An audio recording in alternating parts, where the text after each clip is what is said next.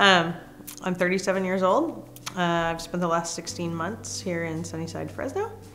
I'm a grateful believer who struggles with methamphetamine and alcohol addiction, and I have 16 months clean. I was teased regularly, like every day I would come home in tears. My cousin who came to live with us for 8 years, he molested me. My grandmother told me regularly that since I wasn't baptized, if anything was to happen to me and I would die, that I would go to hell. Well, when I was 14, I started smoking pot. When I was 16, I got introduced to cocaine. And my drug use continued on from age 16 till age 35 and a half. And when I was about 16, I decided that I would have sex of my own choosing with someone that I chose to have it with instead of being molested. I got pregnant with my roommate's boyfriend's baby. I thought I was pretty strong and tough and that I could handle it, but every time I'd see a baby after that, I would cry silently. But I was pretty messed up, and I had another abortion in between my 16-year-old daughter and my 14-year-old son. I've been married for almost 8 years now. The beginning of the marriage was not so happy.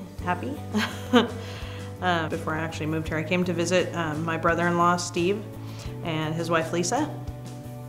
We had heard over on the coast that they were doing well over here and thriving in Fresno.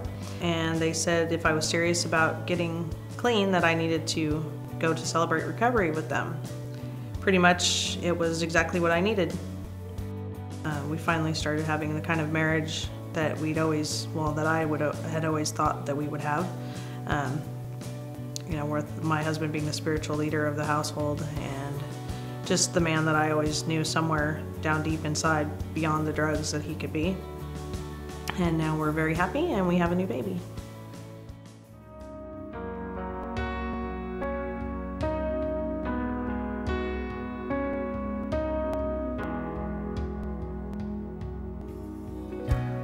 Somebody shared a comment with me one time about codependency, and that right before you die, instead of your life flashing before your eyes, somebody else's does. And I think that's a very good example. The way I feel about codependency is that I'm always looking out to fix everybody else because it's too painful to deal with the things in my life and my struggles. And so it's easier to try to fix everybody than to look at myself. And I experienced that, you know, seeing my mom, you know, trying to fix my dad, and then of course when I met my husband, that's what I tried to do for years, was to fix him.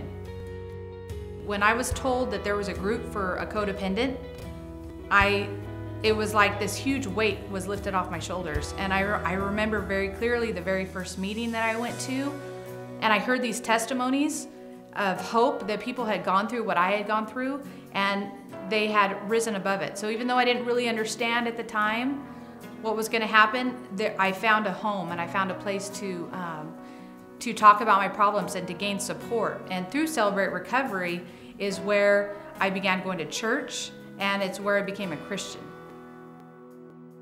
That can help with any kind of struggle, whatever it is. If it's food addiction, if it's codependency, you have to surrender your life and your will over to God.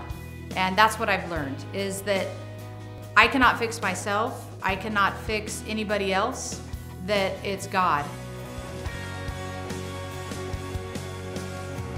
Jesus. Jesus. Jesus. Jesus. Jesus. Jesus. Jesus.